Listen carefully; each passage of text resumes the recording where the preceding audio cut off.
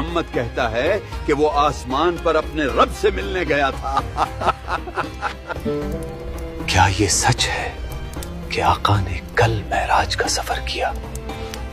ایسا ممکن ہی نہیں کہ ایک انسان ایک رات میں آسمان پر جائے گا۔ میں گواہی دیتا ہوں حضور نے جو بھی کہا وہ سچ ہے۔ یہ وہ رات نہیں تھی جس میں ستارے صرف چمکتے ہیں، یہ وہ رات تھی جس میں تقدیر نے سانس روک لی۔ یہ وہ لمحہ تھا جب زمین نے اپنے دروازے بند کر دیے اور آسمان نے پہلی بار پوری طرح کھلنے کا فیصلہ کیا۔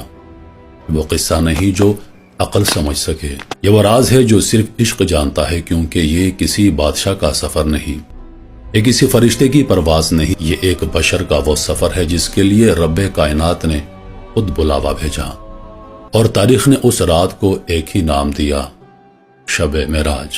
یہ سفر کسی روشنی میں شروع نہیں ہوا تھا، یہ آغاز کسی خوشی، کسی فتح یا کسی جشن کا نتیجہ نہیں تھا، بلکہ یہ وہ وقت تھا کہ محمد رسول اللہ زندگی کے سب سے بھاری لمحوں سے گزر رہے تھے، جب دکھ ایک نہیں کئی شکلوں میں سامنے کھڑا تھا اور ہر دکھ دل پر وزن بن کر اتر رہا تھا۔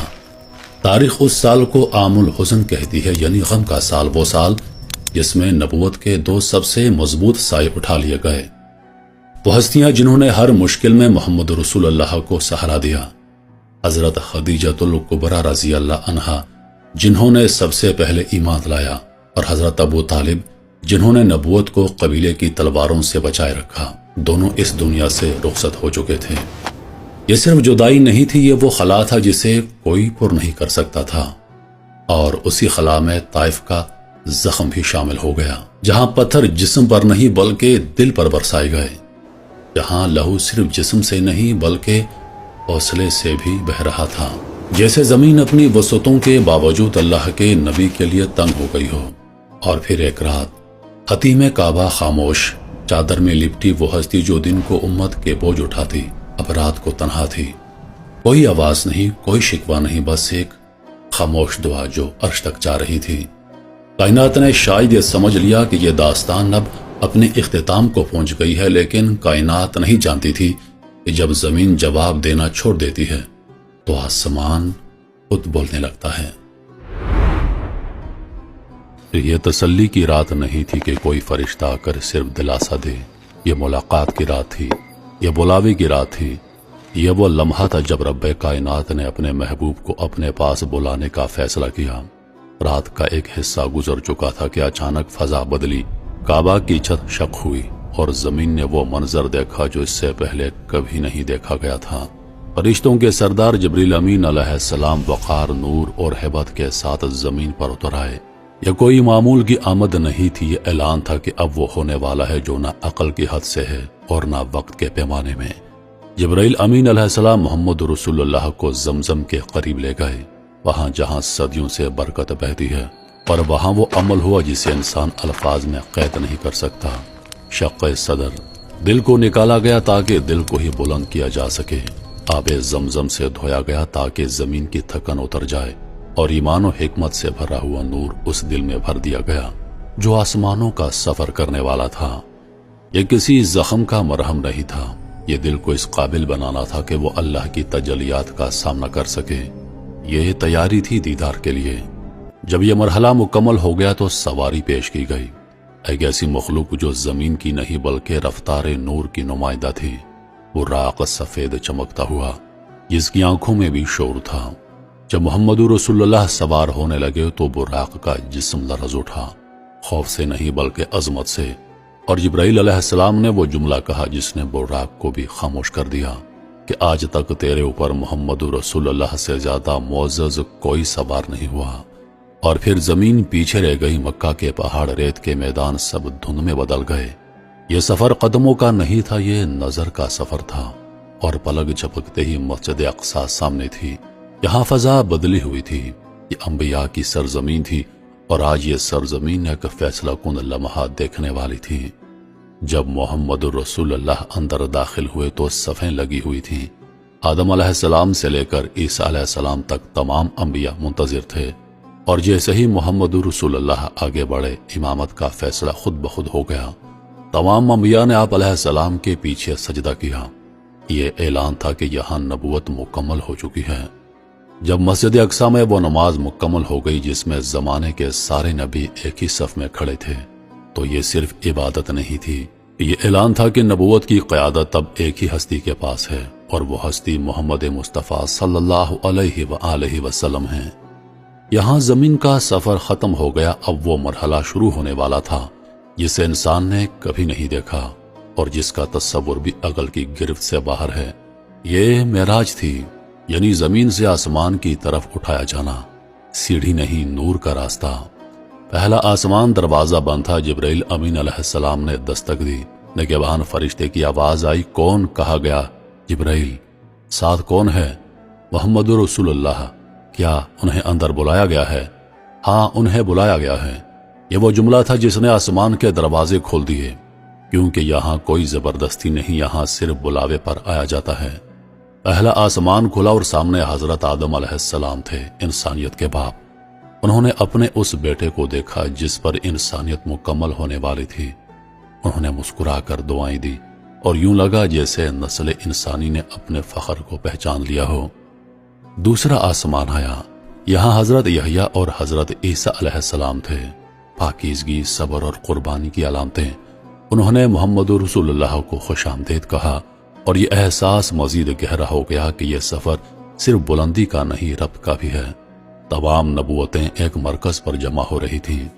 तीसरा आसमान हजरत यूसुफ अलैहिस्सलाम, वो हुस्न जो दुनिया में आधा बांट दिया गया था, लेकिन यहाँ हुस्न का मयार चेहरा नहीं किरदार था।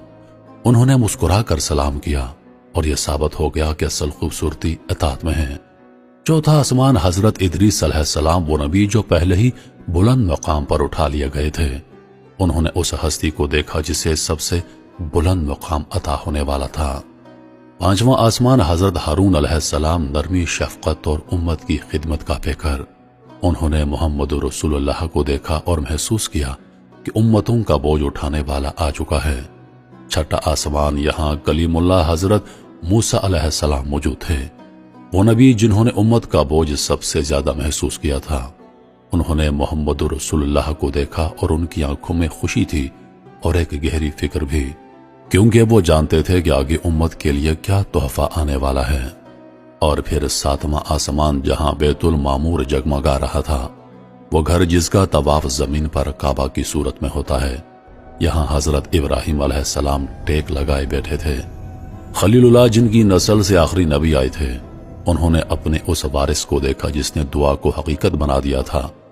यहाँ फरिश्तों का हुजूम था। हर दिन 70,000 फरिश्ते बैतुल मामूर का तवाफ करते हैं और फिर कयामत तक उनकी बारी वापस नहीं आती। यहाँ कसरत भी थी और नज़म भी, क्योंकि ये अल्लाह का निजाम था। यहाँ से आगे हर हद खत्म हो जाती है। यहाँ अक्ल रुक जाती है। यहाँ इल्म की आखिरी लकीर आती है। यह मुकाम है सिदरतुल मुंतहा, एक ऐसा दरख्त जिस पर अल्लाह का नूर इस तरह छाया हुआ था कि हर लम्हा रंग बदल रहा था। कभी सोने की चमक, कभी चांदी की सफेदी और कभी ऐसे रंग जिन्हें बयान करने के लिए इंसानी जबान में कोई लफ्ज मौजूद नहीं। सुनहरी परवाने उस नूर के गिर्द मंडला रहे थे और फजा में ऐसी खामोशी थी जैसे कायनात सांस रोके खड़ी हो। यहाँ आकर जिब्राइल अमीन अलैहिस्सलाम रुक गए। 600 परे वाले फरिश्ते जो वही उठाते रहे, आसमानों में उतरते चढ़ते रहे, आज उन पर लर्जादारी था। उन्होंने सर झुकाकर कहा, या रसूल अल्लाह, ये मेरी आखिरी हद है। इससे आगे अगर मैं कदम भी बढ़ाऊं तो अल्लाह के नूर की तजलियात मेरे पैरों को जला देंगी। और फिर वो मंजर आया जो कायनात ने कभी ना देखा। एक बशर और फरिश्तों के सरदार से भी आगे बढ़ गया। अब दरमियान में ना कोई वास्ता था, ना कोई पर्दा। खामोशी इतनी गहरी कि तकदीर लिखने वाले कलमों की आवाज सुनाई दे रही थी। यह वो लम्हा था जहां वक्त भी रुक गया था। एक सब्ज रफ जाहिर हुआ जिसने मोहम्मद रसूलुल्लाह को ऐसी बुलंदियों की तरफ उठाया जहां अल्फाज साथ नहीं जाते। और फिर वो कुर्ब नसीब हुआ जिसे कुरान ने क़ाब क़ौसैन और अदना कहकर बयान किया।